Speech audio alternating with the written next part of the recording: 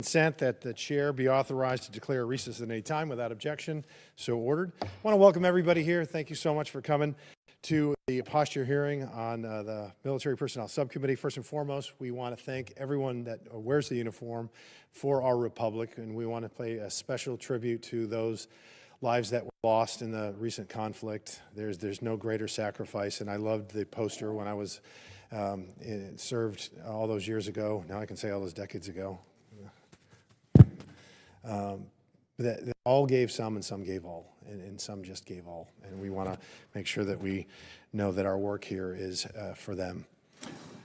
Every policy we examine in this room, to how we recruit, how we retain, how we take care of the families, and it's either going to strengthen or weaken our force, and we owe it to everyone to give them our best work.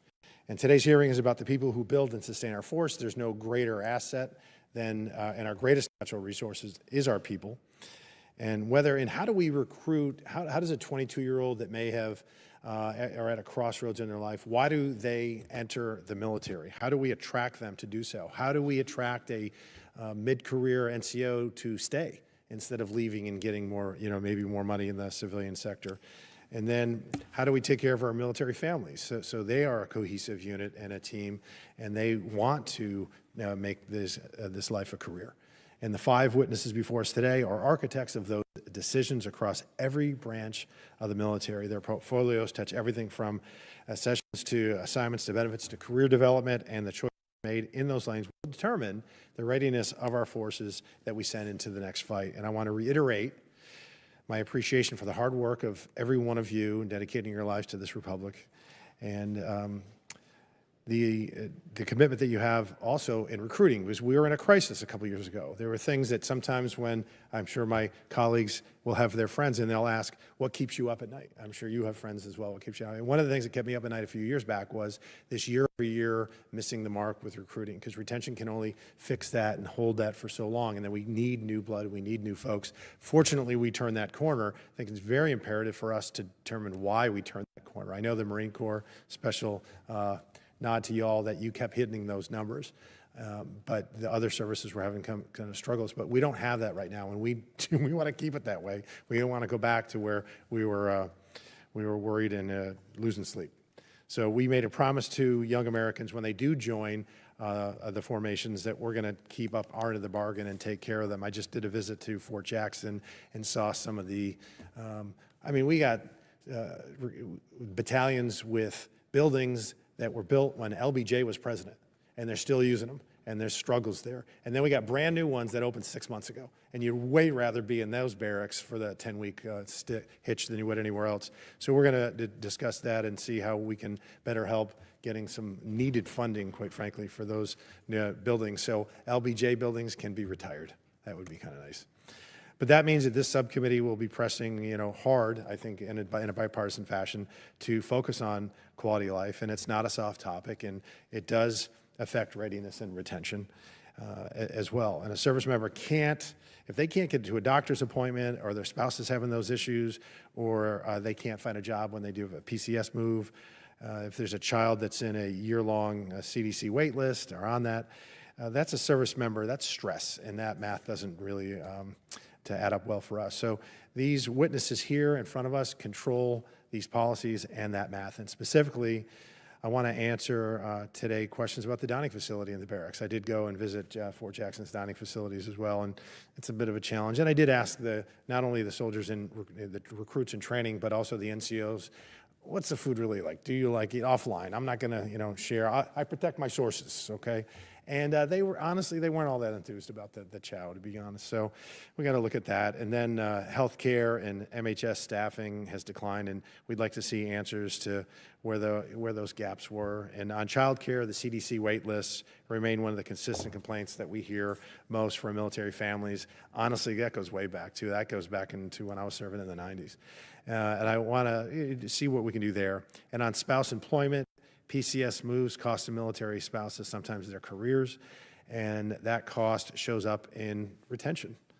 So the policies and programs that these officers oversee profoundly affect whether a service member and their families decide to stay, and that is the subject of today's hearing. But before we get to that, I want to thank the service members themselves. Again, active duty reserves and the Guard, we don't want to overlook them. And you know, you all go into harm's way. And you are our heroes. And I like the focus of this nation after 9/11. September 11th was arguably one of the worst days in our history, but September 12th was one of the best because we were so unified like I'd never seen. And we had an acute appreciation of what the military does. And I'm glad to see 25 years hence that is still pretty much a focus, because I see those young military members in the airports, and I see strangers just walk right up to that 18 or 19-year-old, and it warms my heart when they thank them.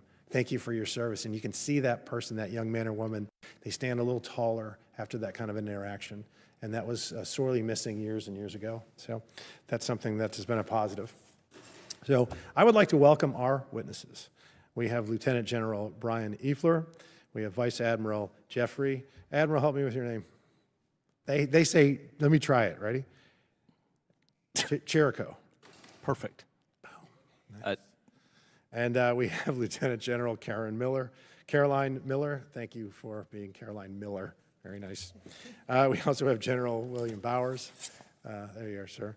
And we have Ms. Catherine Kelly as well. So before hearing from our witnesses, let me offer the Ranking Member Houlihan, an opportunity to make some opening remarks. Thank you, Mr. Chair, and it's a pleasure to be here, and I want to foot-stomp all of the things you've talked about in terms of the importance of quality of life and the various aspects that are critical to be able to make our men and women in uniform content and continuing in their service and their families as well, having come up as a kid in a Navy brat, my dad wants me to say, and my mother as well, a Navy brat, and myself serving in the Air Force. These are very, very important subjects, but there are other important subjects as well that I want to make sure that we have the chance to make space for. Soldiers and sailors and Marines, airmen, and of course guardians are engaged, as we've mentioned, in missions around the world. And whether they're conducting combat operations or delivering humanitarian assistance, they are, to a person, ready to respond to national security challenges around the world. And we ask a lot of them. We ask them to risk their lives to protect our country, and in turn, we have to make sure that we have their backs as well and that we support their families too. And we, as mentioned before, don't always live up to that, and we need to, of course, do better. I had a chance to speak with almost all of you earlier this week, and it was really nice to have the chance to speak personally to each and every one of you, and also to hear that the services are indeed on track to meet those recruitment and retention goals. I am very happy to see proposed end strength increases across the board in the President's budget for fiscal year 2027.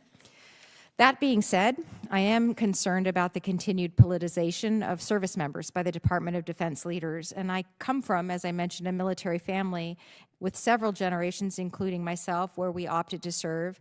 And that exposure to a military lifestyle, as I've mentioned to some of you in our private meetings, is really decreasing across our nation. And parents and teachers and counselors and coaches are increasingly less and less willing to recommend military service to young people who are within their spheres of influence. And that's a problem that we need to solve. Whether it's the president using visits to military installations to promote candidates and his party, or allowing social media posts that are partisan and offensive by active duty service members working at the Pentagon, or unlawfully removing very well-qualified individuals from promotion cycles, all of these actions clearly lead to the erosion of trust and the trust that we have in our military. These actions will undoubtedly have a negative impact on our nation's youth and our nation's propensity to serve, and I'm really worried about how these kinds of events are affecting the overall morale of the force. I'm also very concerned that this administration continues to institute unnecessary and arguably discriminatory barriers to service that might prevent fully qualified and willing individuals from joining our military or from continuing in their service. From newly overly rigid grooming standards to the ever-changing fitness tests, rather than establishing obstacles to service, we should be ensuring that we are able to sustain the proposed military growth and look for ways to widen the pool of applicants from which we can draw our all-volunteer force from. We have also heard many times that we recruit the service member, but we retain the family. So it's imperative that we continue the work, as mentioned, that we already started on the Bipartisan Quality of Life panel.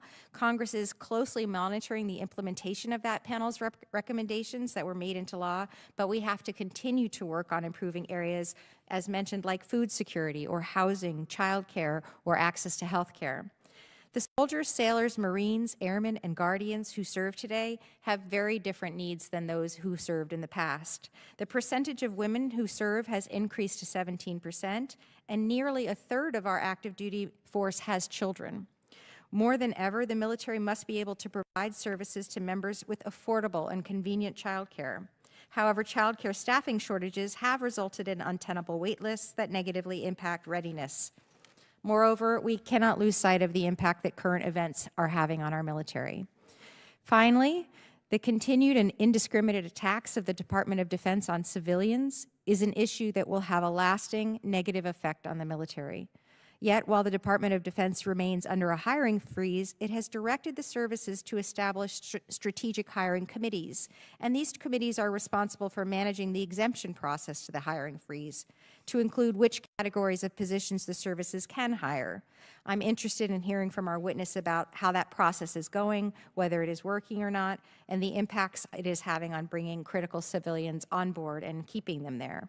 Civilians are part of the total force, and they staff many, many essential support programs for our military families.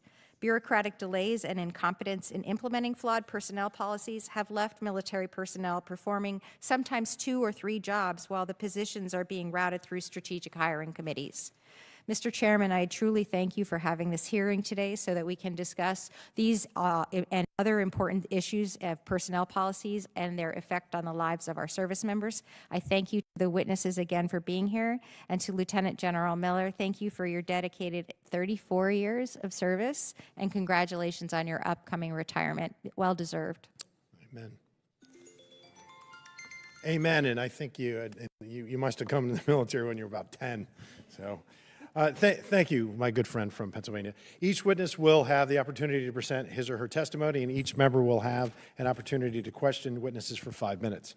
We respectfully ask that the witnesses keep their remarks to 3 minutes or less, and your written comments and statements will be made a part of the hearing record. With that, Lieutenant General Evler, you may make your opening statement. Thank you. Chairman Fallon, Ranking Member Houlihan, and distinguished members of the subcommittee, thank you for the opportunity to speak on behalf of the United States Army. Also behind me here is Sergeant Major Commons, an HR warrior that is highly respected in her community, both by her superiors and peers alike. For over 250 years, the American soldier has been the bedrock of our nation's defense, and it is an honor to represent the nearly 1 million soldiers, civilians, and families who comprise our force. The Army stands ready to defend our nation. Our Army can provide combat power anywhere in the world to protect American and allied interests. Currently, the Army has more than 108,000 soldiers deployed or forward postured across 140 countries. As we speak, there are over 14,000 soldiers in the Middle East in harm's way as part of Epic Fury, proving that our Army remains lethal, adaptive, cohesive, and ready. During World War II, when asked by a general from the German Army to show his credentials as a general, the 8th Infantry Division commander simply pointed to his rugged soldiers and said, "These are my credentials." That statement and gesture remains true today. Soldiers are our credentials, and the best way to take care of them is providing tough, realistic training that mirrors the rigors of combat. Your unwavering support enables us to do that. Recruiting will remain a priority. The Army exceeded its FY25 goal with over 62,000 new soldiers and is on track to meet the FY26 goal of 61,500 without sacrificing standards. This success is a direct result of our innovations and investments in opportunities such as the Future Soldier Prep Course, additionally the implementation of a professional recruiting force with a new career field and equipping them with modern tools to connect with the next generation of soldiers. It is proving to be the path toward success. Our commitment to our people extends beyond recruitment. We are retaining our talented soldiers by offering flexible career paths and using data to manage our force, which led us to achieve 108% of our retention goal in this last year. In addition to job satisfaction, we know the high quality of life is one of the main factors when soldiers choose to stay in the Army and build meaningful careers. When we take care of their families, our soldiers are more likely to commit to the Army for the long haul. We are improving their quality of life by addressing housing issues, including a comprehensive review of all barracks and a new privatized barracks pilot program that's being tested right now. Furthermore, we are revolutionizing soldier dining with campus-style dining, ensuring our soldiers have access to nutritious food that fuels their readiness. Again, thank you for your continued support as we transform, support ongoing operations as the foundation of the Joint Force, and improve how we care for our most important asset, our people. This will defend. Thank you, sir. Chair now recognizes Admiral Jericho. Good afternoon, Chairman Fallon, Ranking Member Houlihan, and distinguished members of the subcommittee. It's my honor to join you today, also with my Fleet Master Chief Jay Walker, who is the voice of your United States Navy sailors, especially on behalf of our most vital assets, our sailors, civilian personnel, as well as their families. Your bipartisan support is the bedrock of our success, and it allows us to forge exceptional leaders and cultivate unbeatable teams for our nation's needs. This subcommittee's work on the FY26 NDAA was instrumental in this effort. It provides the authority to build and maintain a lethal and survivable Navy. Earlier this month, I marked 250 days as the Chief of Naval Personnel, and I've learned something new each one of those days. This is an echo of the Navy's 250 years of service to our Constitution and its nation. I am honored to represent not just the 404,427 sailors serving today, but every sailor who came before us, and also the civilian workforce that provides continuity and deep expertise. Those prior warfighters are our legacy. These new warfighters provide our competitive advantage. My job is to continue to recruit the best our nation has to offer, to deliver training that forges mastery and retain our best and brightest through a system built on merit.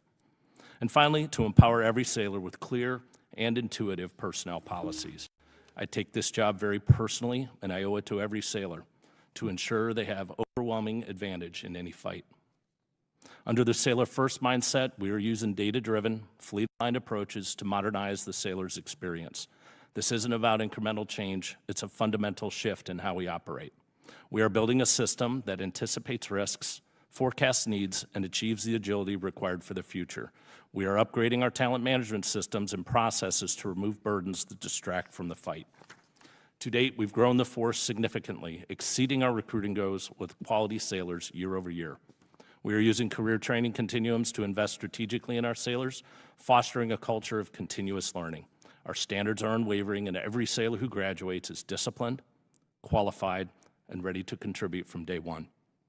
We are gaining a more experienced and more lethal force. Last year, we retained over 37,000 sailors, contributing significantly to our end strength growth. This year, we are on track to do even better. And our success is driven by personal engagement. Our key Full Power Navy initiative engages sailors at career decision points, and those direct efforts contributed 40% to our overall end strength growth last year.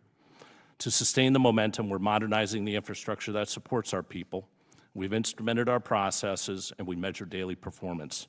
We're continuing to refine and surgically target our recruitment and retention efforts. Across the entire personnel enterprise, we are fortifying our naval warfighting ethos. I look forward to the discussion. Thank you, sir. Chair now recognizes General Miller. Chairman Fallon, Ranking Member Houlihan, and distinguished members of this subcommittee, thank you for allowing me the opportunity to represent our airmen and their families today. I, too, have my senior enlisted advisor, who is the #1 enlisted member of all of the A1 Enterprise. He's new to our family, so it's kind of fun. But anyway, he's doing great. As the Department of the Air Force postures for an era of strategic competition, our most significant and enduring competitive advantage remains our people. We cannot choose between people and platforms. We need both. We exist to fly, fight, and win, none of which is possible without the dedication and talent of the men and women who volunteer to serve. My testimony today will focus on 3 key areas: force management strategy, investments in airmen and families, and managing talent for the future fight. I am proud to report that once again, we met our recruiting goals for FY25 and are on track to do so for FY26. Our focus is now expanding to the other side of the equation, retaining the incredible talent we bring into the service. The FY27 budget request for an end strength increase of 8,900 for the Air Force is a critical step, allowing us to relieve stress on undermanned career fields and invest in the capabilities needed to deter and, where necessary, defeat our adversaries.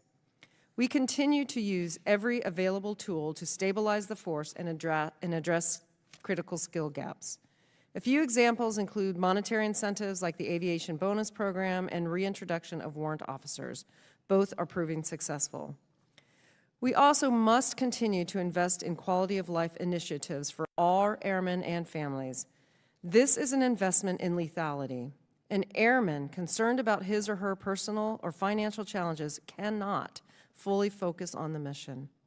The proposed pay raise, coupled with our efforts to improve spouse employment opportunities, directly address the financial pressures on our families. Additionally, all airmen must have access to affordable, quality child care. We continue to aggressively attack our unmet child care need, currently around 3,000. I'm also keenly aware that our suicide numbers are not at our desired goal, which is 0. Our commitment to our airmen is to eliminate the corrosive nature of suicide. Currently, we've dedicated additional resources to prevention, intervention, and when necessary, postvention.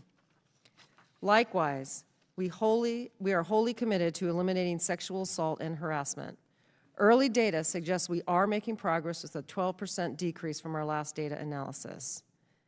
We are managing our talent to win a complex security environment. A key part of this is our culture of fitness. This is not a rebranding. It is a fundamental modernization of our standards. For our combat-focused airmen, we have demanding, mission-specific, and gender-neutral fitness tests. For the entire force, we move to a science-based model to assess year-round health, not just test day performance. Chairman Fallon, Ranking Member Houlihan, we are committed to building a lethal, resilient force capable of defending our nation. By taking care of our airmen and their families, we are building a force that truly embodies peace through strength. Thank you, and I look forward to your questions. Thank you very much, General. Chair now recognizes General Bowers. Chairman Fallon, Ranking Member Houlihan, distinguished members of the committee, thank you for the opportunity to testify here today. As the Deputy Commandant for Manpower and Reserve Affairs, along with my senior enlisted advisor, Sergeant Major Rife, sitting behind me, our team's mission is taking care of our most important asset, the individual Marine. We're responsible for every Marine, from the day they earn the title to the day they transition to civilian life. Getting that right is how we ensure the Marine Corps remains the world's premier expeditionary force in readiness. We do it by following a simple but powerful principle. Mission first, people always. We seek to always say yes to Marines whenever we can. We create and implement policies that help us to attract, inspire, develop, and retain the world's most disciplined, professional, and lethal warfighters. And the plan's working. Recruiting has been extremely successful. We made our mission last year, and we'll do it again this year, and we'll do it while maintaining our high standards. Right now, we have thousands of qualified young Americans in our delayed entry program waiting and working hard for their chance to earn the title United States Marine. In today's landscape, that is a powerful testament to the enduring draw of our Corps for our nation's youth. We are also having historic retention success. Once a young man or woman of character earns the title Marine, they want to remain a Marine. We have implemented a host of important talent management initiatives that are benefiting Marines and the Marine Corps with higher predictability, performance, career satisfaction, and retention. Looking ahead, our focus remains clear. We must continue to modernize our information technology systems to make smarter and better decisions for our people. This will help sustain our incredible recruiting and retention momentum. And most importantly, we will always look for ways to support the quality of life for our Marines and their families so they can excel, both personally and professionally. It's an honor to serve alongside all of you as we work together to fulfill this vital duty that's entrusted to us. We're committed to being responsible stewards of our nation's finest people and of the resources and authorities you provide. Thank you for the opportunity, Semper Fidelis. Thank you, General. Chair now recognizes Ms. Kelly. Chairman Fallon, Ranking Member Houlihan, and distinguished members of the subcommittee, thank you for the opportunity to appear before you today and represent the Space Force. Our mission is clear: to secure our nation's interests in, from, and to space. And today that mission is more urgent than ever. In the 6 years since our establishment as a lean, specialized service, space has only become more important to us, to our allies, our adversaries, and the global economy. A domain that was once accessible by only a few is now accessible by a wide range of nations, subnational groups, and private industry. As the space domain becomes increasingly complex and congested, the Space Force must continue to grow in response to these expanding challenges, not just in terms of overall strength, but by continuing to innovate how we recruit, develop, and importantly, retain our guardians. I'm very proud to report that we have met our recruiting goals for this year already, and we're on track to continue to advance recruiting for FY27. We're also exploring how to accept more uniformed guardians into our training pipelines while continuing to focus on shortening the critical time to hire for our civilian guardians, who are just as critical to our workforce. Our service is continually improving training and development, ensuring the guardians fully understand the operational environment while optimizing our acquisition workforce at the same time. This is why we are enhancing overall enlisted and officer training and building career paths for both military and civilians alike. Our ability to deliver combat capability requires all to be trained and ready. The systems we field today will only be as effective as the people who operate and sustain them. That is why we are continuing our focus on retention as well, and doing so through deliberate talent management. Thanks to your support, we are able to leverage authorities for special pay and incentives, implementing the Personnel Management Act, integrating both full and part-time work roles in the service. Finally, we know that stability and quality of life for guardians and their families are critical to retention. Our service does not solely operate on traditional deployment cycles, but many of our teams are operating on a constant operational cadence. Guardians perform their mission from remote and austere locations, and to support them, we are focused on quality of life issues, including expansion of our resilience teams, access to after-hours childcare, innovative ways to manage and measure health and fitness, including mental health and resiliency, and ensuring guardians have the support they need. Chairman Fallon, Ranking Member Houlihan, and distinguished members, thank you for your steadfast commitment to the United States Space Force and the guardians who serve our nation, and I look forward to your questions. Thank you very much. Chair now recognizes myself for 5 minutes of questions. I do want to make a quick editorial comment. Visiting Fort Jackson, went to Family Day. 6,000 people in the stands, families, friends, 1,100 of our newest soldiers about to come out. And I whispered to the colonel I was with, y'all should have them come out of the woods. And that's exactly what they did after they popped smoke. It was so invigorating, and I thought to myself at that very moment, every single member of the Congress that's on armed services should see that. It was exhilarating. It was just so unique. And then later that day, was able to see 67, I think it was 67 brand new soldiers become brand new American citizens at a naturalization ceremony. And me and Joe Wilson, it was his district, got to meet every single newly minted American and got to tell them, right now you're the newest American in history.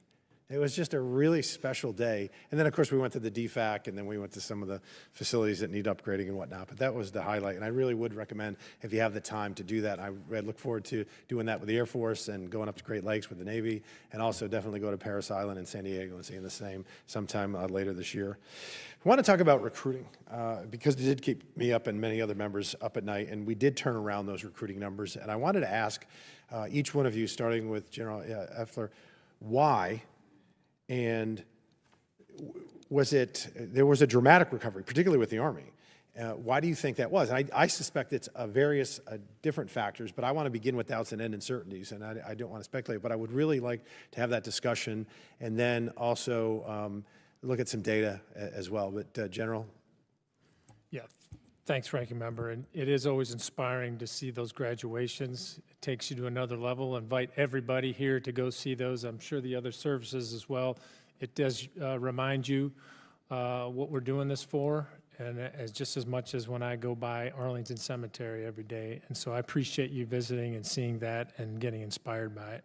And we owe those soldiers to take care of them. Like you said, we saw the LBJ barracks. We need to do a better job of that. For recruiting, sir, I think one of the biggest things we did is we took our eye off the ball for years. And I talked about a little bit about this last year. We just didn't focus on it. We rested on laurels, and over the years, recruiting was going down, and then it plummeted. So we had to refocus. We had to refocus how we recruit and who we select as recruiters, professionalizing the recruiting force. We invested a lot in making sure we select the right people to do it. Not everybody does that well, and so we had to assess how we did that and make sure we're given the training. In some cases, last year, we created a new MOS, a new specialty in the warrant officers so that they could go do this full-time. We had them go to other organizations like Amazon and see how they do it, just to get more up-to-date in some of the things that maybe we just have been lazy, quite frankly, to update. And so that, coupled with things like innovative approaches like the Future Soldier Prep course, where we're bringing in thousands of soldiers that were not meeting the standards and wanted to serve, but we're just failing to meet the standards. And so going into that course and being able to have a 93% graduation rate, that's another one I'd love for you to see, because you're going to be motivated that these people that want to become soldiers more than anything else, and for whatever reason they didn't do well in high school or they weren't as active as they need to be, get a second chance. Yeah. And those two things have been very leading to most of the success we've had. No, thank you. Admiral? Thank you, sir. A couple of years ago, I was the commander of Naval Education and Training Command and inherited recruiting as one of my commands. And I will tell you that in 22 and 23, it was clear we had forgotten the basics.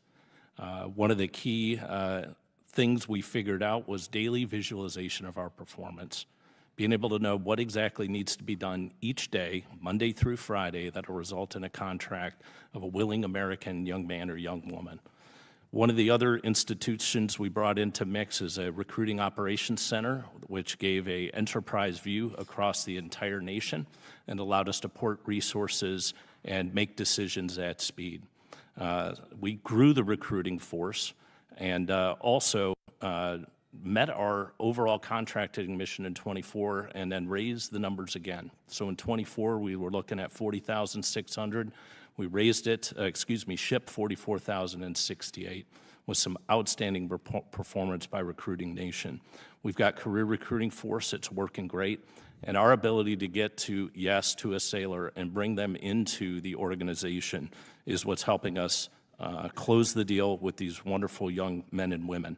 This year, we're shipping 45,000, and I predict we're going to achieve that goal because we're at least 2,500 ahead of last year's record pace. Thank you. Wonderful. Thank you. General Miller? Yes, sir. So we did many of the similar things, but I will tell you two areas in which we really focused on is we noted during COVID that we had our touch points with recruiting candidates was very high, sky high. But what we found when we looked at the data was that we couldn't close the deal unless there was a face-to-face interaction. And so that was pretty telling because everyone's like, oh, all those social media platforms, which we still use to get our message out. But it's really the recruiter on the ground going and talking to the individual, you know, and saying this is a perfect value proposition. So we did that. We also met the population where they were.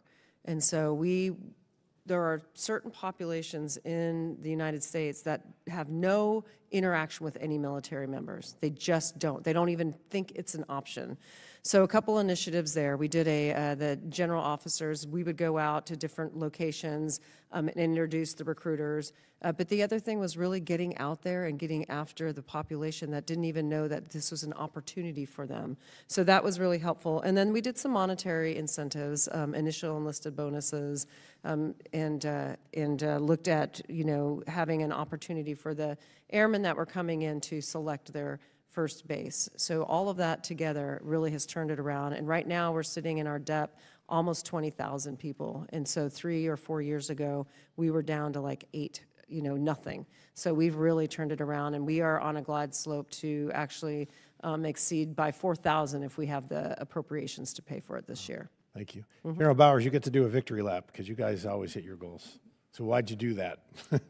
Chairman Flanagan, we are not complacent. The Marine Corps competes aggressively in every zip code for the best talent our country has to offer. We assign our best Marines to recruiting duty, top to bottom, officer and enlisted, and it's ingrained in the culture of the Corps. If you look at the senior leadership of the Marine Corps, the current Commandant of the Marine Corps, the Southcom Commander, the Senior Marine Commander in the Pacific, the commanders of all 3 Marine Expeditionary Forces, and several other general officers served as recruiters. And the Commandant just reemphasized to us all last week at our executive offsite, you all are recruiters. Amen. Ms. Kelly, if you could real quick. Thank you. Chairman, we're quite proud to have met our recruiting numbers as well in the Space Force, but we're on a growth trajectory. One thing I would say that's perhaps a little bit unique in our case, we consistently have way more demand than we actually have slots to bring people in. I think that's a signal of the interest that people have in the space industry and also in the space portfolio writ large. But the challenge and where I think we're focusing with respect to recruiting is brand awareness and marketing. Our data shows us that the average American doesn't know that the Space Force is a real thing and a military branch of service that you can serve in. And so our focus right now, continuing to grow off of our good recruiting numbers and position ourselves for growth, is to make sure that the American public actually knows this is an option for your children, this is an option for you coming out of high school. Thank you very much. And members, thank you for indulging. I was way over our time. Chair now recognizes Ranking Member Houlihan. Thank you, Mr. Chair, and thank you again to all of you all for your time yesterday and also today. And as I address some of my questions, please accept them in the spirit with which they are asked, which is to try to make our armed services more lethal and more effective. And so I'm going to start with General Eifler with the recent news that 2 black and 2 female 1-star, those who were to be promoted to 1-star general officers, were denied that promotion by Secretary Hegseth, who unilaterally blocked that process. First of all, do you have any idea why that happened? Thanks, Congresswoman. I do not know. I do not know. As far as our process, we hold the boards. It's validated by the secretary to make sure everything is done properly, and then he forwards the list. And so what is the validated by the secretary process? What does doing something properly mean? Just to make sure that the board was conducted in accordance with our standards. And that's really it. So he does that. There's a vetting, as you all know, to make sure there's no negative or derogatory things that they've done, and then it's forwarded. And that's the last time we see it. So as I mentioned in my opening remarks, I grew up in a military family. My dad was retired as a captain in the Navy, a P-3 pilot, and I was kind of witness to his promotion board cycles. At one point, I think he was one of the youngest captains ever in a peacetime, Navy. And I just can't even imagine a process where the vetting doesn't end up with a really good product, meaning people who are promoted because they deserve it, and it's an enormously competitive process, especially for general officers. Is that correct? That's correct, Ranking. So how do four officers squeak through somehow with something that would be worthy of the Secretary of Defense knocking the decision out of the hands of the people who make these decisions? Yeah, I do not know the answer to that, Congresswoman. I just don't know. And so what does this do to those who are 06 and above, or maybe even 05 and above, in terms of their understanding of their career path when something like this happens to derail the career of somebody that they perhaps knew or served with? Yeah, it questions. It makes you wonder, because you don't know. It makes you wonder what? Well, why? Why did that happen? Why? Yeah, and what went wrong? And in addition, when we focus on merit, which I believe very strongly in a merit-based promotion system, when they've made it all the way through that merit-based process and been vetted at the end, and then it's taken away from them, which I think is historically unprecedented, I think it can't but not cause pause in the general officer rank in terms of what's happening in their careers. Is that a fair statement? I think that's fair.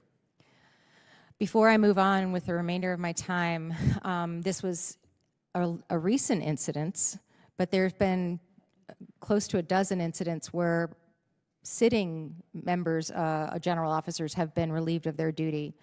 Would love to hear from the Admiral and the generals. Were you friends with any of the people who experienced that when they were let go? Ranking Member Houlihan, I was friends with a number of these officers, and I consider them all best and fully qualified and vetted and ran through the system. They're lethal operators and quality human beings, and we serve at the pleasure of the President, ma'am. I very much respect that. It was how I was raised as well. But serving at the pleasure of the president implies that there's some sort of qualification that they don't have by which he decides or she decides that they are no longer useful. And as near as I can tell to a person, none of those people has anybody identified what was the problem with those people. Is that a fair statement, General Miller? Yes, ma'am. I think that, several of the individuals that were removed from the Air Force, and, the chairman was a airman, there was no reason that was provided to us as to why they were removed. A lot of the discussion was that they, decided to retire early. I don't know. And what does that do to morale in the Air Force amongst the general officers? To be quite fair, it's challenging. We want to make sure that we have the best force, and I've known several of them, and I thought they were great leaders. Mm-hmm. I appreciate your candor. And General, do you have anything to add to this conversation? Any ways that we might be able to correct for this so that we don't end up with more general officers being shown the door? Ma'am, I have nothing to add from what my colleagues have said. Thank you. I appreciate you. With what's left of my time, maybe a minute or so, I would love to talk again with General Eifler about the direct commissioning program, which my understanding is focused on fields like cyber and logistics and artificial intelligence, things that we really need in our armed services. And can you explain briefly that program and how it's working, and whether or not you feel like it's a program that should be replicated in other places? Yeah, thanks, Ranking Member. Yes, I do think it's something that, again, one of these, our challenges is to bring in expertise and potentially not having to train them in that expertise. In other words, in society we have experts in data scientists, and we've got cyber experts and people across the tech that, that have skills that we need. And so we are looking at how do we bring them in? How do they get interested in it? First of all, how do we recruit that? Because that's a different recruit. So do they go straight into service, so to speak, or do they do a basic training? They do have a basic training, but in some cases they're brought in as officers. I had a data scientist that works he came in as a captain, straight out. Phenomenal. And you know what he loves doing? His job. He loves doing data science. Amazing. How refreshing. What we're trying to, quite honestly, one of our challenges is what we put them in our system, and you all are familiar with the system. You're a pilot. You're supposed to go do these things. You're a one. You're supposed to go do these things. Well, you're a data scientist, and we haven't mapped the career path. Exactly. And so we're fixing that and trying to make sure that, when like we do with the medical, when you go to see a doctor about your knee, It's like, oh man, I just moved over from shoulders. This will be fun. No, you want someone that's been working on the knees their entire life. And that's much like the medical community. We want to keep the people and the expertise going in that position for as long as we can. And carrying that with the 1 minute that I have left of my time, issues, places like cyber, places like AI, these kinds of really acute, exquisite skill sets that people have. There is some idea that we might need not just different MOSs and the ability to have this direct commissioning, but possibly a different service entirely. A cyber service of one form or another, similar to the space service. Is this something that would make sense, or have you given any thought to it, any of you, with the 30 seconds I have left, to say, yes, it's really important that we have a career path and a channel for general officers to see themselves in something like the cyber service. General Eifler. Yeah, I think that's something we got to look at. Much like the birth of the Space Force, we've got to look at our capabilities to do that. We do need to have paths for all of these. And General Miller. Yes, ma'am. I think that we need to look at this as well. And we have done a few things in the Air Force to just keep them on their track so that they have focus where they love their job. Admiral. Our cyber force is in the information warfare community, and you want to be able to sustain that path forward. I believe when we've got nascent, new, growing technologies, how you grow that internally first to get a better understanding. We're currently conducting robust upskilling for AI and large language models, and application development. It's been very empowering, but I'd love to continue to discuss this, ma'am. I appreciate it. I've run out of time. I look forward to continued conversations with you. Thank you, and I yield. Thank you. And now we're even on time, by the way.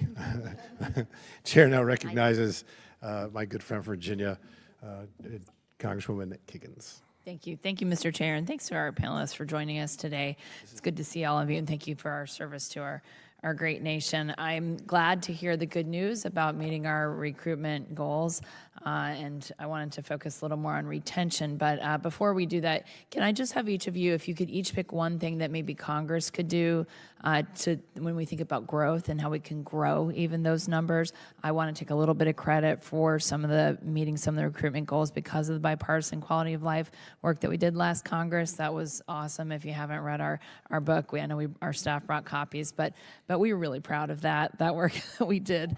So what's the one thing that maybe each branch of service you're asked from us? General Eifler. I would say one that maybe it could speak on behalf of everybody is timely, accurate, and predictable sustained funding. And I know that's not a necessary purview of this committee, but that's something that desperately we need. Representative Kagan's good to see you. Thank you, ma'am. I'm going to go for two real quick before you cut off my mic, but great compensation so we can have that comparison with the future for these sailors when they're at the decision points. And because we were growing so robustly, 10,000 last year, projected 12,000 this year, our unaccompanied housing, in general, all our facilities are under stress because they're full. Right. So continued support for that would be excellent. Okay. Great. Yes, I would also I concur with them, but I would also say medical ability for our families to get care in CONUS and overseas. Yes, ma'am. Predictable, timely funding is important, and the emphasis on quality of life and everything that we do to make life better for our families. Service members serve, families sacrifice, and recognizing their service is important. Thank you. Thank you. Ma'am, I would completely agree with everything that my colleagues have said. I would only add that getting the word out about the public service that you can be a part of as America's youth, coming from Congress is very powerful rather than just from the services.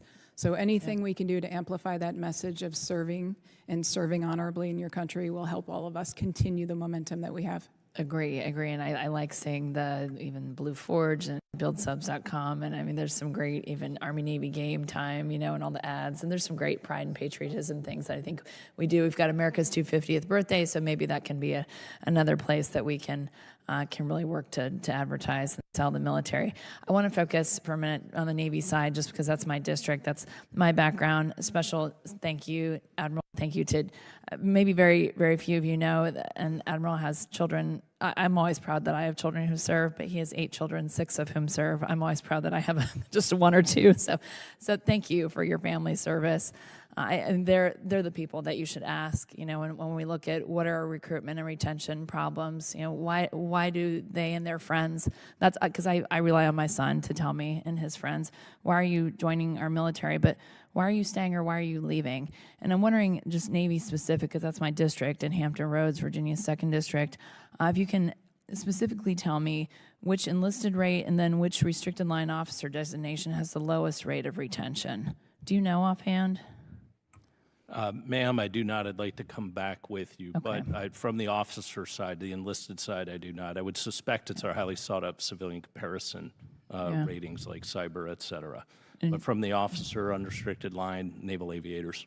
Okay. It's a challenge, ma'am. And I'd like to focus on that for a minute, because we sat one of the last times we met as a committee, and we had the Assistant Secretary of the Navy for Manpower and Ready Reserve, Secretary Coleman, was here. Yes, ma'am. And to listen to what he told me when he recently had visited VFA 106, which is our F-18 Fleet Replacement Squadron at our East Coast Master Jet Base in my district, to listen to the stories that he sounded. I'm usually the broken record up here talking about why we, have to do better with infrastructure and what our hangars look like and what type of aircraft. But to have him say to us, these kids joined the Navy they thought they were joining an elite fighting force, and they showed up to hangars that leak and mold and mildew. And if I could be here for a long time describing what that looks like for my East Coast Master Jet Base. I'm a broken record talking about why I need that commitment from the Navy for next generation strike fighter, but specifically F-35s. But it is a problem. So how are we going to fix this problem? Because it takes an average of 4 years, usually a little more, to train these guys, and millions of dollars. And I can't lose them to a growing airline industry, to very competitive jobs out there. I understand this business more than most here. So what's your solution, and what can we do to keep these kids that we work hard to recruit and retain and train and be warfighters? Thank you, ma'am. I appreciate that. I really hope they don't have the same couch as your husband and I had at 106. They do. together. They do. They still do. That's work to do there. Yeah. I've got 3 aviators in my family: a pilot, a rotary wing pilot, a P-8 NFO, and a student pilot to the Marines. I lost one. There's always one. No, I gained one. But I think closing the say-do gap is important. I take a personal interest in this. When we look at, there's 2 areas. When the officers who leave, when we give them their exit surveys, it talks about trust in the institution and quality of their commanding officers. And the ones who don't leave or are not ready to leave, they always mention compensation as a motivator. So support for compensation, bonus structure, flying hour program, flight pay, those things, if we can bring that back up to, the buying power we had back when I was a junior officer, that might be helpful. From the sailors first mindset, we are teaching our commanding officers the tools that help retention. And some know it, many know it, some do not, but they've got to be trusted by their people and connected to their workforce. We're doing that under our Total Sailor Fit to Fight. I personally head up to Newport every 3 weeks to talk to every prospective commanding officer, executive officer, command master chief, COB, SEL, and talk about the decisions. Really, the conversation we had is, you decided to stay. What fulfills you, and how can you inspire those beneath us, those we work with, to continue to stay in this great service? I've got children at the decision point right now, and I'll come back to you when I find Ask them. Yes, Ask ma'am. them. But I think just treating them like the elite fighting force that they signed up for. And thank you I know yesterday when we met, you mentioned looking into even PCS moves and what that looks like when no matter what your designator is, but you get married, you have a family, and then when the families are in school and the spouses are working, and that frequency of moves, we really have to. Can we just be a little more flexible about keeping families where they're grounded? But right now when we talk about, or I watch the news in Iran currently in the news a lot, and they oftentimes, the first thing you see is the F-18s taking off aircraft carriers, and they'll throw in F-35s too, but and we love to talk about aircraft carriers and ships in this committee, but if we don't focus on those people on the naval aviation side, that mobile air superiority piece, we love the Air Force too, and really appreciate and the Marine, all our service branches, but that mobile air superiority piece for the Navy, I feel like we lose those people, and to hear you say that naval aviation is the one place that we're not doing as well in retention, I see that with my own eyes, so I couldn't be a louder advocate. So thank you for continuing the work you do. I appreciate all of your service. Thanks, and I yield back. Thank you. Minority is going to have an extra bonus of 3.5 minutes, so that's okay. Chair now recognizes our friend from California, Representative Jacobs. Thank you, Mr. Chairman. I'm not sure I have 3.5 minutes extra, so maybe I'll pass it along to someone else. But thank you all for being here. Obviously, representing San Diego, these quality of life issues are my main concern, and I'm particularly concerned right now about the well-being of our 11th MEU Marines and their families, since these Marines are currently traveling to the Middle East aboard the USS Boxer in support of Operation Epic Fury. Obviously, our Marines are first to fight. They and their families know what they signed up for, but they and their families also deserve quality support programs, and that's especially true during and after the time they're sent into harm's way. So I was particularly concerned about recent public reporting that the Marine Corps is phasing out their civilian personnel and family readiness program. These positions are needed now more than ever, since these coordinators work with commanders to provide insight on quality of life for Marines and their families and help relay information to spouses during deployment. So General Bowers, with the changing op tempo, do you anticipate that these civilian positions will still be phased out, or are there conversations occurring to keep them employed to support our military families? How can we make sure that our Marines are getting the support they need? Thank you for the question, ma'am.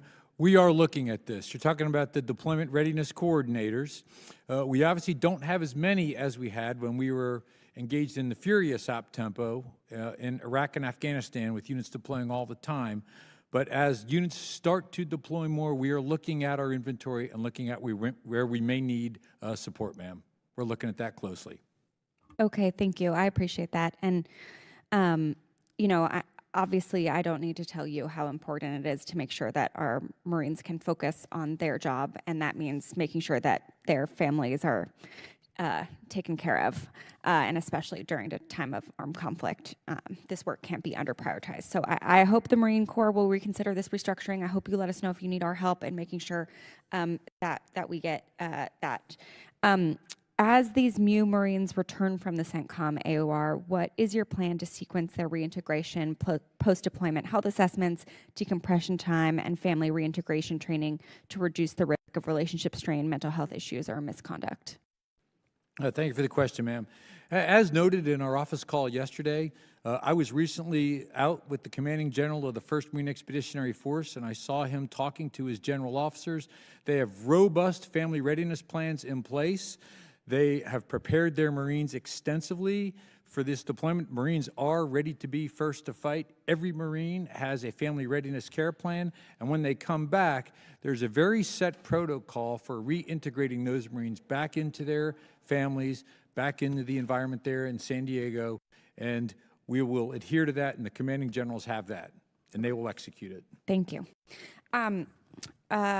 Obviously, cost of living is an issue in San Diego. Anyone who has been there knows that, and it's continuing to increase. And I'm hearing a lot from service members in San Diego that the current CONUS COLA is just not sufficient to cover the increasing costs.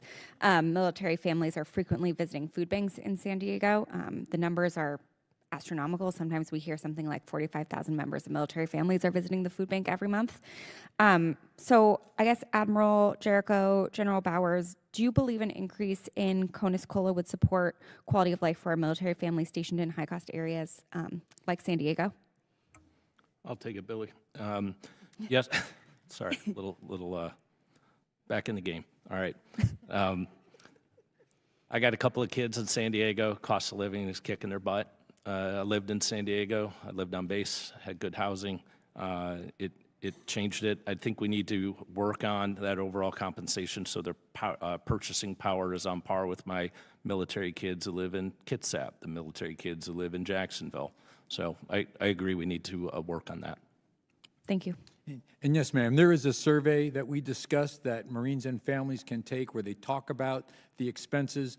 As we discussed, things have changed in San Diego, especially over the last 6 months with the cost of gas. When the survey becomes available, we really encourage max participation in the survey so we know what those Marines and families are dealing with so they can be compensated appropriately.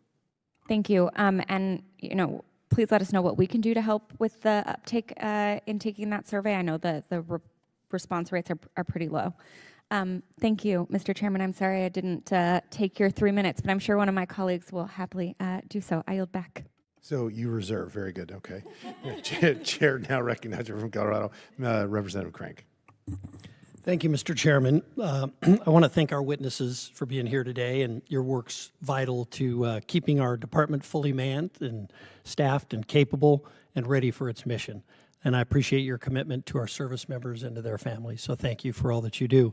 Ms. Kelly, as the Space Force plans to nearly double in size over the next 5 years, how are you expanding recruiting and pipelines to meet in-strength targets while maintaining the quality of technical talent? Yes, sir. Thank you very much for the question. It's certainly one of the most strategic challenges that we're working right now today. One of our primary goals is to ensure that leveraging the partnership that we have with the Air Force, we can mutually increase the throughput for our training pipelines, but we're also looking at creative solutions to take on some of that training burden ourselves for the Space Force. Historically, we do rely heavily upon the Air Force for help, but in order for us to make some of this increased climb that we're expecting to see, if supported by Congress, we're going to need to do some other creative things. The technical side of what we're doing it has a challenge of desk space, and making sure that you've got the right qualified instructors. So we're actually pushing a lot more of qualified instructors to our training units in order to increase the uptick and the training pipeline throughput. The other thing I would offer to you, sir, is that we do still have a lot of demand signal that has historically far outweighed our ability to bring people in. And we've seen a very high caliber of individual who is interested in coming to the Space Force. So we're encouraged by that data that the quality is not the immediate concern. It's working through some of the brick and mortar and instructor challenges to get more through the pipeline. Yeah, I represent the U.S. Air Force Academy. How are you partnering with the U.S. Air Force Academy to make sure that you're meeting the Space Force's demand? Yes, they've been an outstanding partner for us, sir. We get approximately 10% of the cadets that come through each class every year come to the Space Force. We also have instructors and academic cadre that we have at the Academy to partner with them. The other thing that I think the Academy's done a fantastic job of is inculcating space curriculum throughout their programs, and that's not specific to those individuals who may go to the Space Force. That's for the entirety of the cadet body, and I think that's absolutely the right answer. They've been a great partner, sir. Great. That's good to hear. General Miller, the Air Force's FY27 budget request suggests cutting adoption assistance for service members funding by half. Why is the Department of Air Force seeking these cuts, and how do you think this reduction will affect the quality of life, retention, and family readiness for eligible service members? Yes, thank you for the question. I will say that we are cutting it, but we are cutting it based on the numbers that we had previously in 2025. So we looked at the data for the last year and determined that the amount that we had set aside was not fully used, so we reallocated it. So we cut it back with the understanding that should there be more desire for it or more requests for it, that we will work with our FM partners, and they are tracking that as well, to increase that so we can support all of our airmen and their families. So you believe the demand, you'll meet demand with Yes, sir. the budget that Yes, you have? sir. Okay. Ms. Kelly, the ongoing challenges in getting care, especially for behavioral health, and for those outside the continental United States, how's the Space Force working to improve medical readiness and access for members in remote locations? Yes, sir. Thank you very much for the question. We rely heavily on the Air Force medical infrastructure and Air Force medics to help in those particular areas. But what I think is unique for our model and specific to your question, especially in some of those remote and austere conditions that we do have, is we've established our own resiliency team network. We call it GRIT teams, Guardian Resilience, that includes not just physical health and strategies, but mental health as well. We have licensed mental health providers, we have physical strength and conditioning coaches, we have holistic health integrators.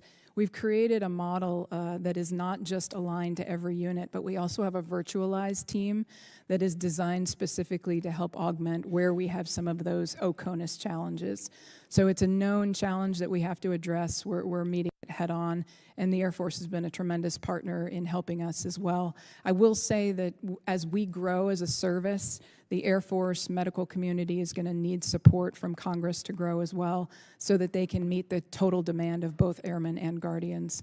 But I very much appreciate the question, and we're on it. Great, thank you. Mr. Chairman, I'm just a freshman, so I better stop. I yield back. Thank you very much. Chair now recognizes our friend from Washington State, Representative Strickland. Thank you, Chairman Fallon and Ranking Member Houlihan, and thank you to our witnesses for being here today and your continued service to our nation. This hearing comes at a very important time for the force, and after several challenging years, the services have made tangible progress in stabilizing recruiting and improving quality of life for service members. You professionalize recruiting, and you're meeting people where they are, and the results are showing, so thank you for that. At the same time, I represent Joint Base Lewis-McChord, which, as you know, in Washington State is not a low-cost region. 70% of those who serve live off-post, and housing costs are rising, as are many other costs. And we're discussing a defense budget approaching approximately $1.5 trillion, yet we have to ask, are we keeping pace with the rising cost of housing? In fact, the Department of Defense is requesting approximately $777 million less for total basic allowance for housing in 2027 compared to 2026, even as housing costs continue to rise. And I want to be clear, I recognize that every one of you have to make choices, you get a finite budget, you do the best you can. So I want to start with General Eifler. In my district where JBLM is located, soldiers and families are facing rising housing costs. And I understand that you don't build the budget, but if the basic allowance for housing doesn't keep up with costs, do you agree that many soldiers and their families will expectedly experience a reduction in their real compensation? Yeah, thanks, Congresswoman. I do think, one, I share your concern. I share your passion to fix this. I think we're always in competition. It seems every time we raise the rates, the communities raise the rates for things. And I think we work with the department, because I know they have a task force to sort of figure this out. How do we slow down this, back and forth? And I think that's a real concern we've got to continue to work on. The budgets, like you say, they're getting bigger, but we continue to,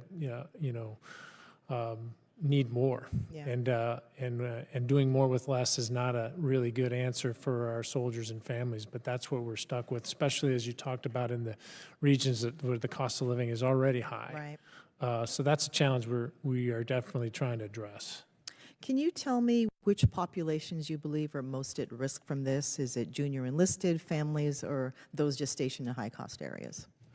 I think it's all the above. I think if you're, whether you're a single officer or an officer, young officer with a family, or you're young enlisted with a family and you're off post, it's tremendously more difficult. But I think they all have varied levels of challenges, and this is not just true in Washington, there's other areas as well.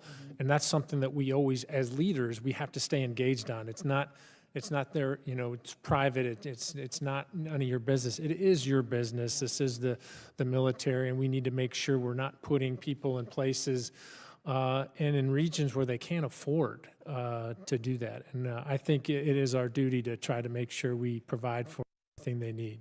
All right, thank you, General. General Miller, at JBLM, airmen and their families are facing the same rising housing costs, obviously. What impact do you think this has on family stability and ultimate readiness of our airmen at installations like JBLM and across the force? Well, financial security is a big concern for everybody. Because if you have to worry about your finances, childcare or whatever it is, infrastructure, you can't be focused on the mission. So we take a lot of, we do a lot of work and analysis on how much people are making. We've got the basic needs assessment that we put out there, and we make sure that airmen are at the appropriate levels. The challenge is, to your point, ma'am, is that the prices just continually go up, and they go up rapidly. I mean, this is a perfect example of just the rising costs. I mean, you look at gas prices one day and the next day. I mean, they're over $5 here. It's crazy. Yeah. And so we're very concerned with that. I do expect that it's going to negatively impact if we can't make sure that we can compensate our airmen and or all of our service members appropriately. Do you think this is affecting retention? It's hard to make that connection right now because our retention is unbelievably high. Yeah.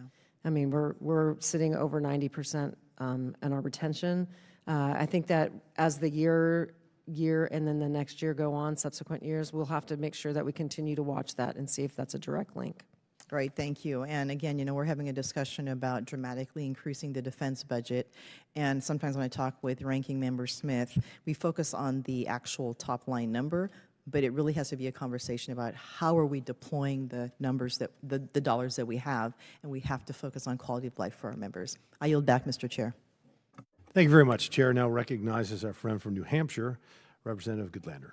Thank you, Mr. Chairman, and thank you to our witnesses today for being here to answer our questions and for your service to our country. I want to pick up on a point you've all made very powerfully in this hearing, which is that the uncertainty around regular appropriations has massive readiness implications. It has massive implications for our men and women in uniform. We're right now in the midst of the longest shutdown in American history, and I'm a big believer that under no circumstances should our service members, should any Department of Defense personnel be forced to work without a paycheck. Do you all agree with that basic principle? I think I can speak for everybody. Yes, Congresswoman. Very good.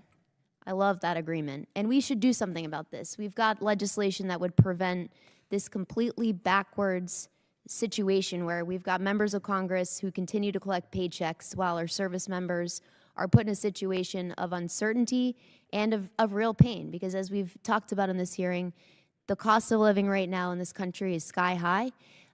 And when we just talked about housing, but I want to take a minute to talk about the cost of groceries and the cost of food. So I was pretty surprised to see that the latest assessment, I believe, that we have right now about hunger or food insecurity in our military. And, food insecurity, our Department of Agriculture defines that as access by all people at all times to enough food for an active and healthy lifestyle. Every service member needs to be food secure.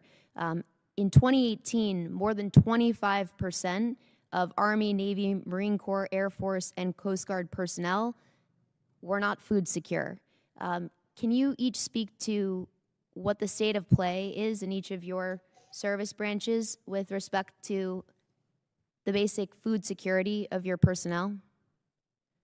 Do you have the latest stats?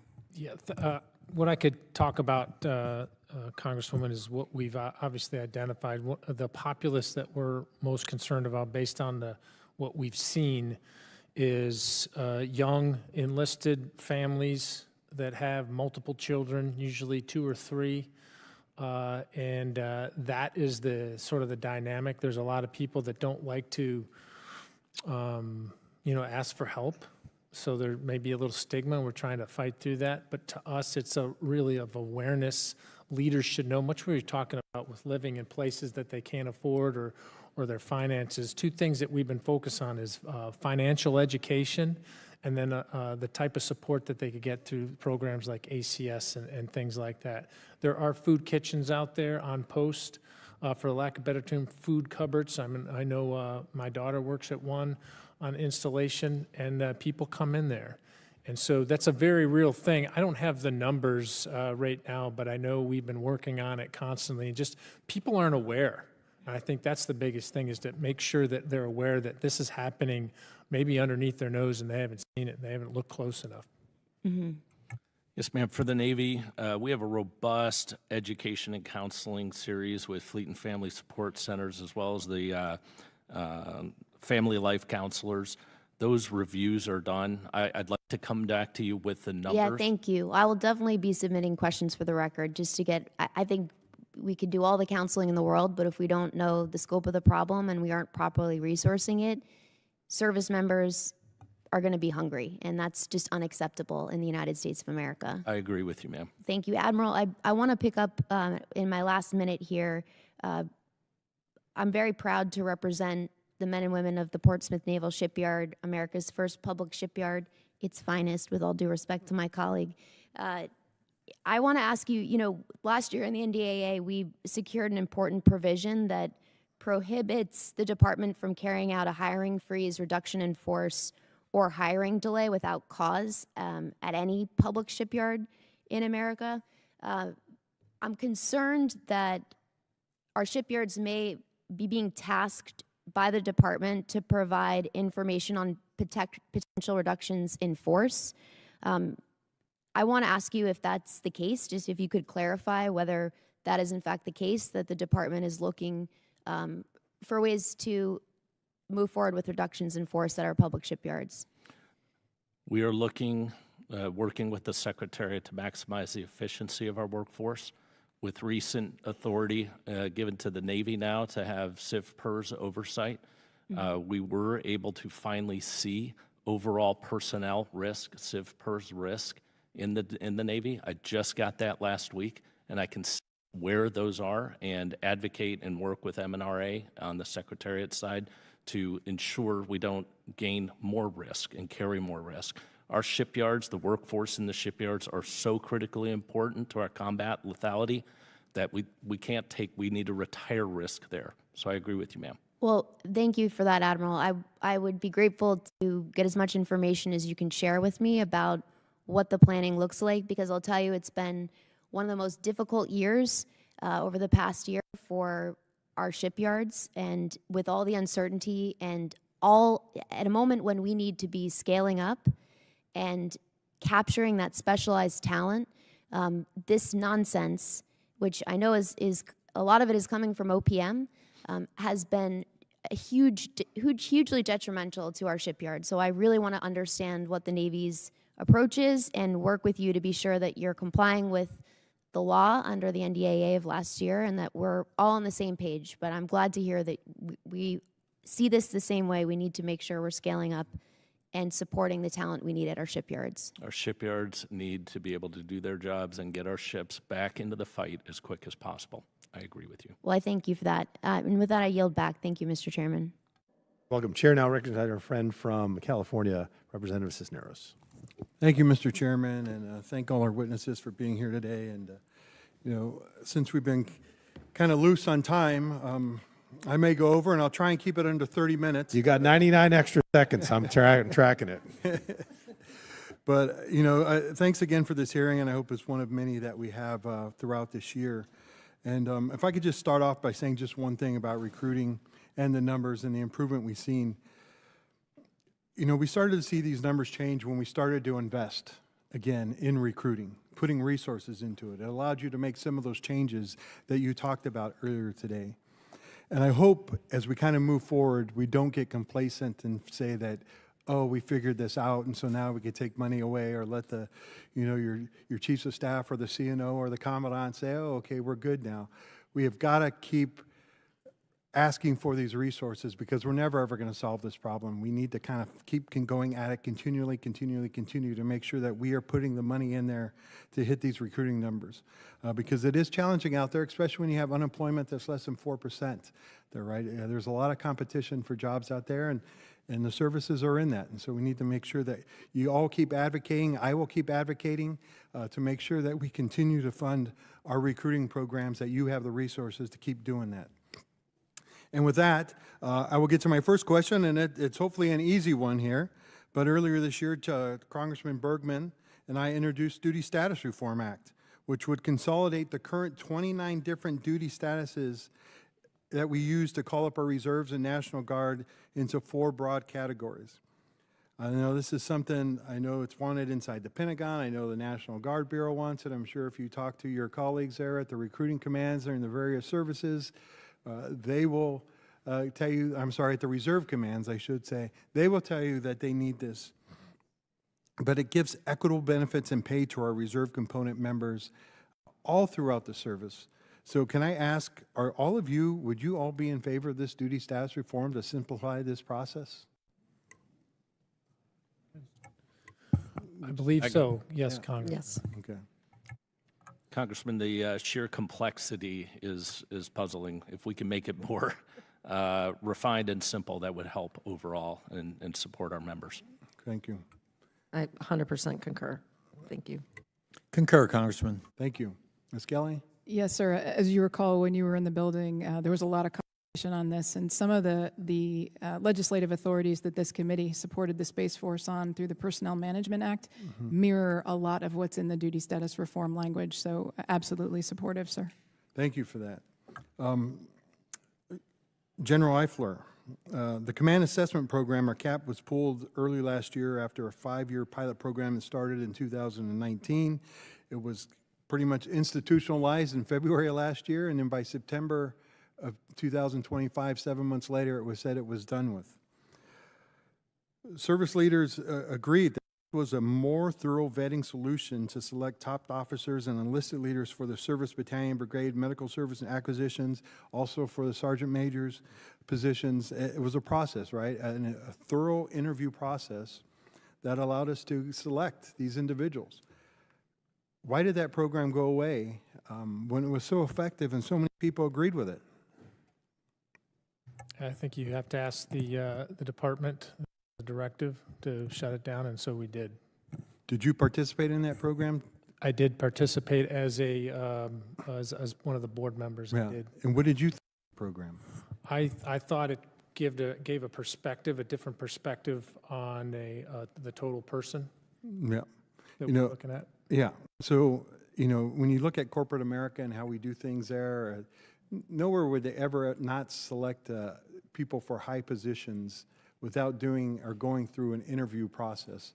And why we do that in the military, just kind of look at them on paper and do a board and say, okay, now you're fit for command, has always been beyond me. I like that CAP program. I thought it was very intuitive. I thought it kind of took a deep look at how we did that. And for me, it was a shame that it went away, and I hope it's something we can get back to. And General Eifler, not to pick on you again here, but when you were in command in Alaska, I love how you instituted that program around mental health for your soldiers that were out there, making sure that they had an annual check-in, whether it be with religious leaders there, or with a behavioral health specialist. Now that you're in this position now, is there any way to kind of institute that throughout the Army and make it bigger so that everybody could take advantage of that? Thanks for that question, Congressman, and I appreciate your passion on this topic. You know, we went back earlier, we said, what wish could we have for you guys to do for us? This is one of those wishes that I wish I could just wish and make it go away. This is something that is a challenge across all our services, a little bit in society as well, that we've got to get better at this. I do advocate for that. A lot of what we did was command emphasis, and if leaders own it, it makes a difference. And although you can't necessarily save everybody even if you do everything right. Those TTPs have been spread across the force.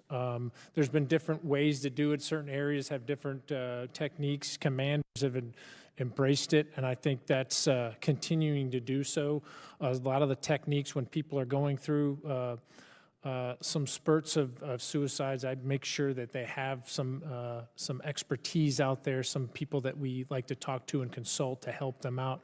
So yes, we're trying to share that across the board. I don't think we've said, hey, everybody must do this. There's some inherent dangers in some of that because people have to own it. Leaders have to own it. So that's what we've been really emphasizing across the force is own it, do what you can do to to connect with our soldiers. The Secretary put something out last year about that, about connecting. Because when you're not connected, you get isolated and you start losing hope. That's the recipe for disaster. Again, it was a great program, and I applaud you for instituting that in Alaska, and I hope it is something that we can continue to build on, not only in the Army, but hopefully maybe adopt in the other services, that everybody should have an annual check-in to check on their mental health. It would be very valuable. And my last question here, and I'll keep it simple. Yeah, if you could be quick, we're even on I time will. now. IRC recommendations around sexual assault and harassment, that was something that was, 82 recommendations came out in 2021. We started to institute those in 2022.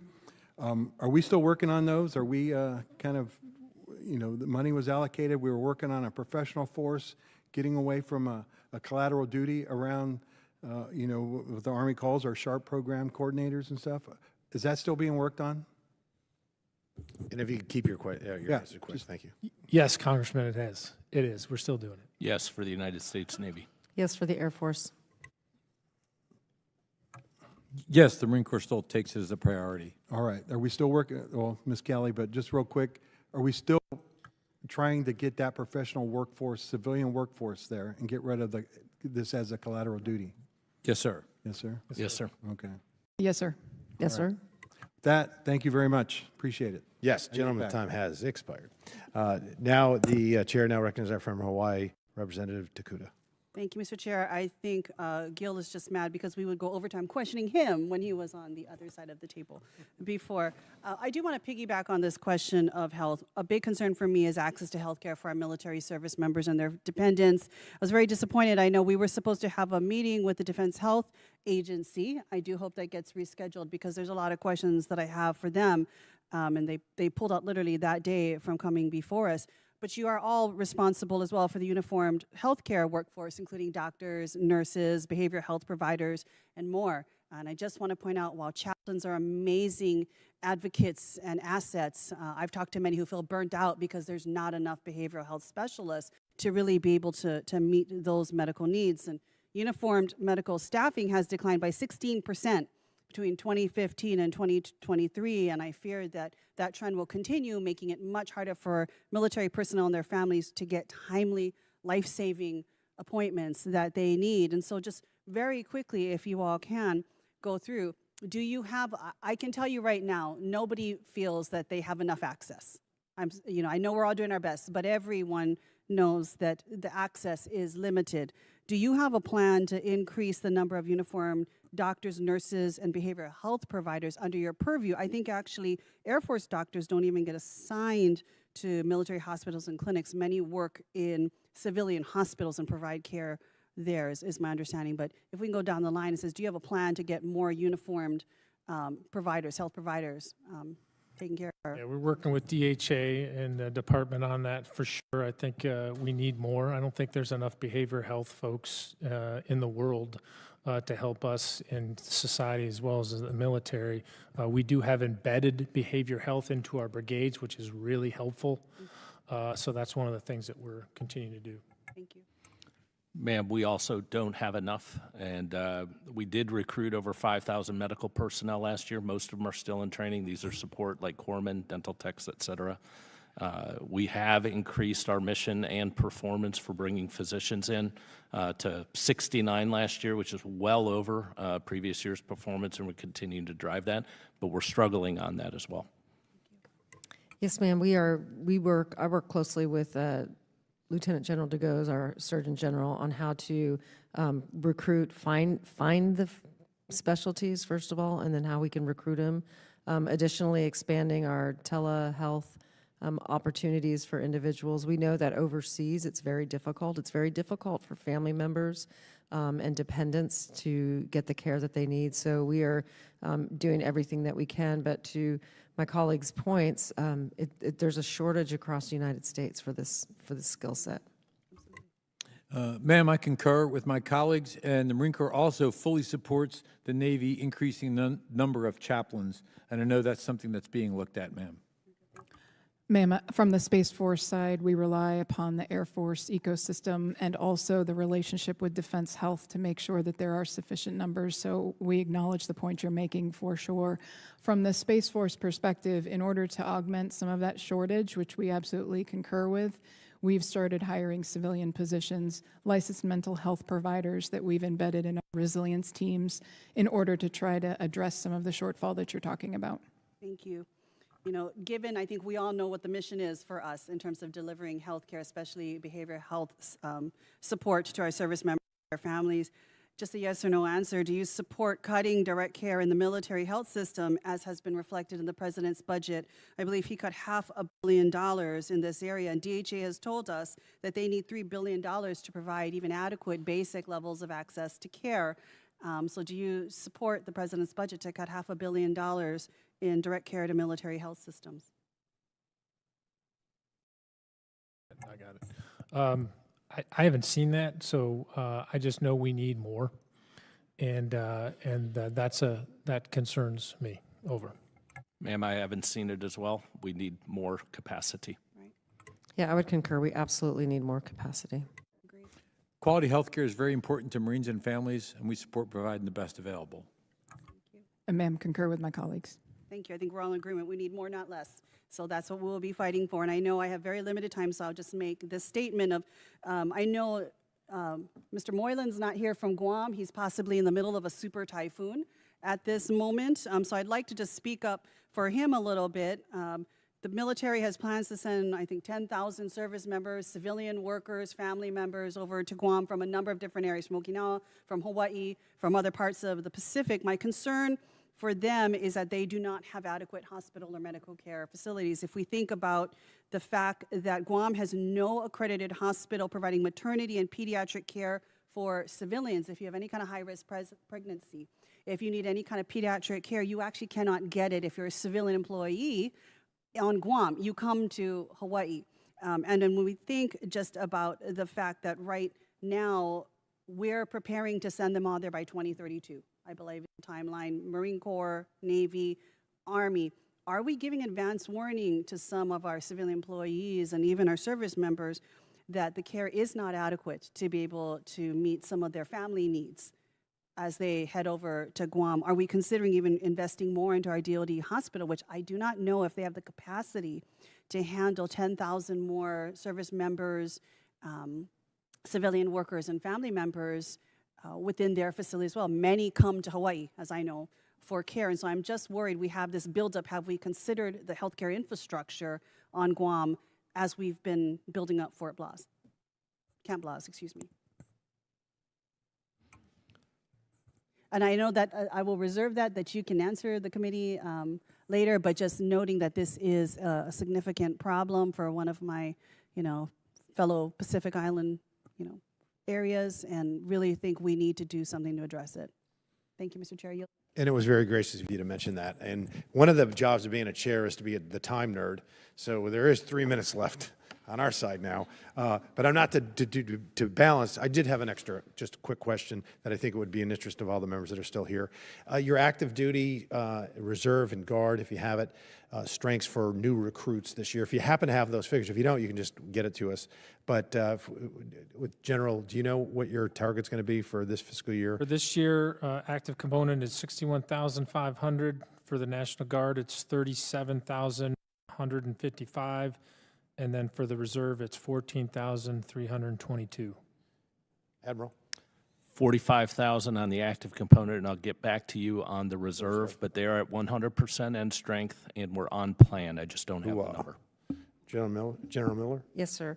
For the officer, for the active duty, it's 10,108. And then for our guard, it's 3,227. Our guard warrant officers, it's 57. Our, reserve officers, 1,292. Reserve warrants are 4. And then I'll let Kate do the security. Do you know enlisted? Oh, yes, sir. Enlisted, so 32,900 active, 730 active Space Force, 10,549 guard, and 6,576 reserve. Thank you. General? Chairman, I will get you the exact numbers of active and reserve, officer and enlisted. It will be approximately 38,000 total force. Okay, thank you very much. I did also want to point out that even though the BAH is going down, and it's something that's a concern of mine as well, that there is going to be a very nice pay raise, depending on your rank, 5, 6, 7%. So that is something that is very good. I think everybody up in this committee was glad to see that as well. I want to thank you all very much. It is precarious times. The world is an ever smaller and more dangerous place. I did want to take an editor's note to think about the shadow box for General Miller when she retires, and it's up there on the wall. It's not going to even have one space for 2 stars. It's going right. You went from 1 to 3. That's kind of a neat and weird deal. Congratulations. But thank you so much. I want to thank everybody, and again, the witnesses. Thank you for your service, dedication to the Republic, and this committee stands adjourned.